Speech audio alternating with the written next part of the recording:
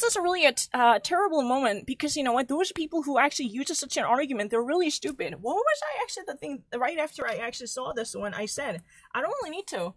Let me actually say this one. I don't really need to think about any German sentences because it's really obvious. So I decide to adopt this pain system. This is really a dual system. That would actually write down, if I ever mispronounce it, then I actually decide to write down as a fail. Meanwhile, watching into this once, I'm not lying. I don't really, my English is really shabby at this moment. I don't know how to speak in English. It's really kind of an shameful experience. I cannot actually opinionate my voice with the clarity as I like to do because I no longer speak English at all. But the thing is, if I ever actually see something on the screen, I decide to write it down ahead of time before I even actually say anything. Because think about it, I never actually said that fall as a verb.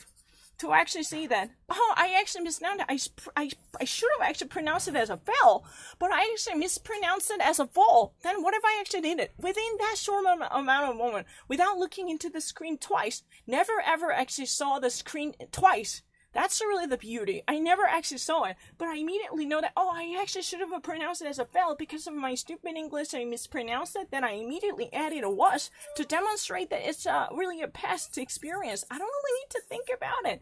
Then I don't really need to actually, you know what, think hard about this German sentence, which just seems really funny, tell the truth at this moment. I don't really need to think about anything. That's really easy. I don't really need to think about, let me actually pick out anything. I have never actually met anything before, and I try to see who's really the right one. It's really ridiculous because I'm actually really good with the actual German noun. I don't really need to think about it. Yeah. I don't really need to think about it. My cousin, and I actually love them, you know, it's really easy. Yeah, Abenteuer. Yeah, Hurtigruten. Let's try to see it.